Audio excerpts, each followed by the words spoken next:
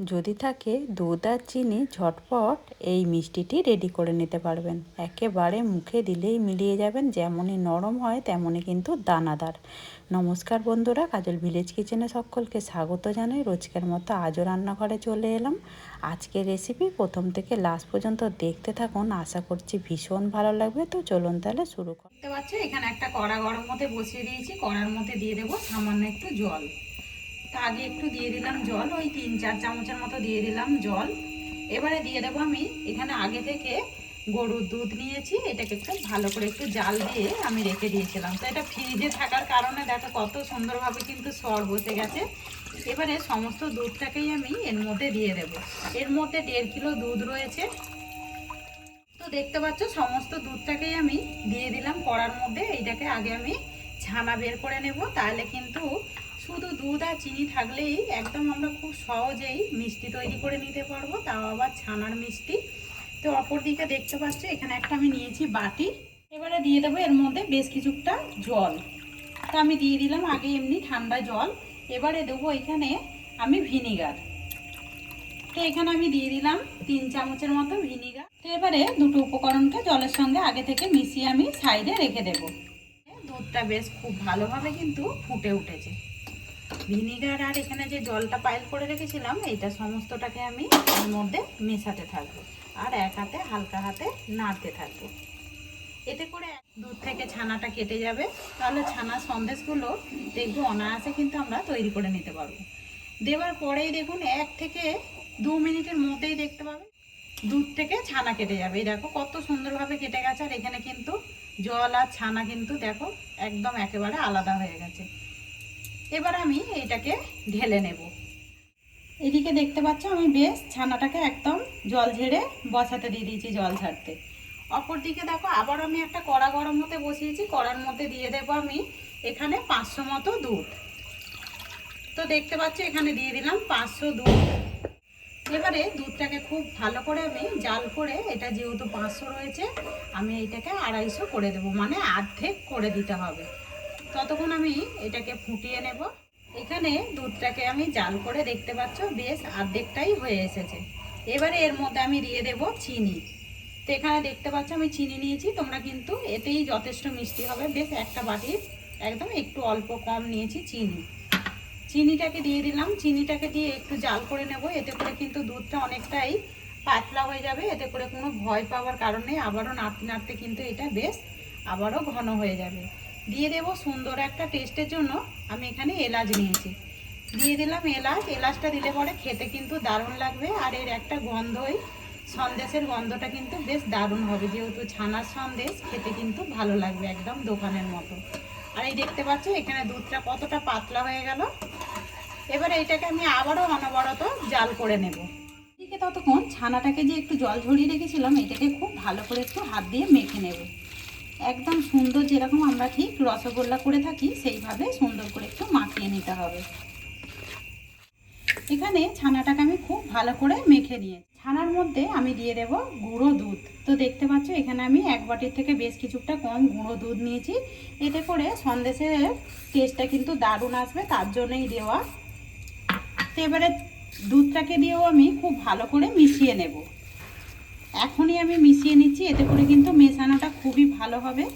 তোমরা চাইলে এরকম ছানার সন্দেশ কিন্তু ভাইফোঁটার দিন খুব সহজেই বাড়িতেই দুটো উপকরণ দিয়ে কিন্তু রেডি করে নিতে পারো। সমস্ত দুধটাকে আমি খুব ভালো করে গুঁড়ো দুধটাকে ছানার সঙ্গে মিশিয়ে নিলাম। এতে করে দেখবে মেশানোটা কিন্তু বেশ দারুণ হবে।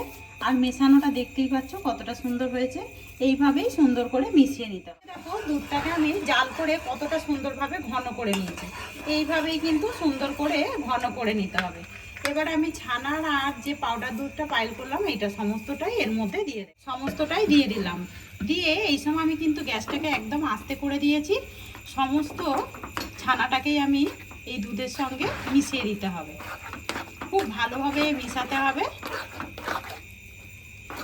তো আজকের রেসিপি আপনাদের কীরকম লাগছে অতি অবশ্যই কমেন্ট করে জানাবেন। যদি রেসিপিটি ভালো লেগে থাকে একটা লাইক করে দিয়ে আর চ্যানেলটিকে সাবস্ক্রাইব করে নিয়ে আমার পাশে থাকার অনুরোধ রইল।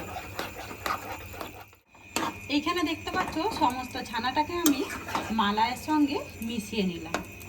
এবারে এটাকে অনবরত একদম গ্যাসটাকে একটু আস্তে দিয়ে এটাকে নাড়তে হবে। তারপর কিছুক্ষণ পর তোমাদের দেখাচ্ছি।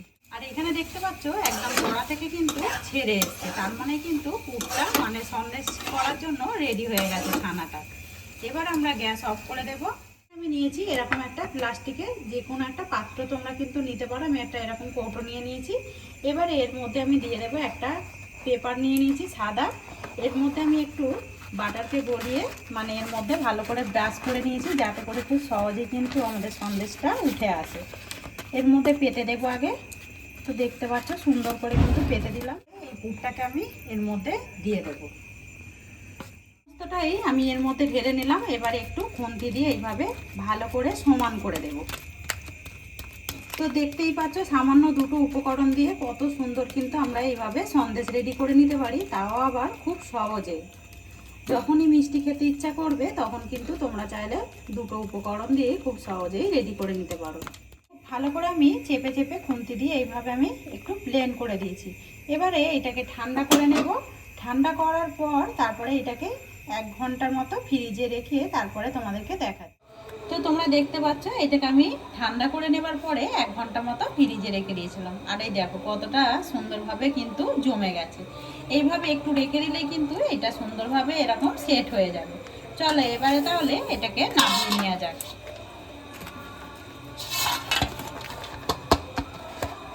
খুব সহজেই দেখবে এইভাবে কিন্তু সুন্দরভাবে বেরিয়ে যাবে।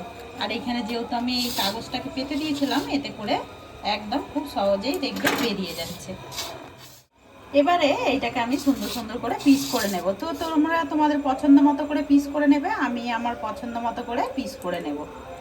তা আগে একটু এইভাবে একটু দাগ দিয়ে নেব, তাহলে কিন্তু কাটতে আমার সুবিধা হবে।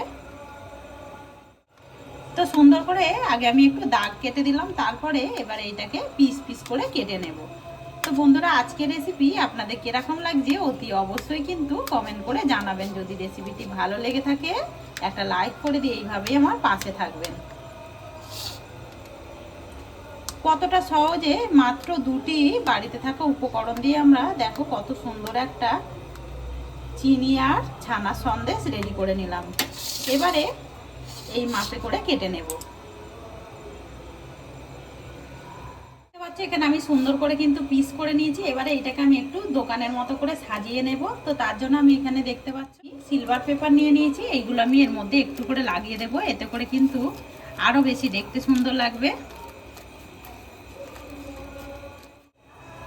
তো এটা কিন্তু খুব সুন্দর করে দেখতে পাচ্ছ সন্দেশগুলোকে আমি সাজিয়ে নিয়েছি। বেশ কিছুটা কাজু ছিল, কিশমিশ ছিল, আমি একটু কেটে কেটে টুকরো করে দিয়ে দিয়েছি, যাতে করে পুরো দোকানের মতোই দেখতে লাগে। আর এ থেকে কিন্তু চোখ ফেরানো যাবে না।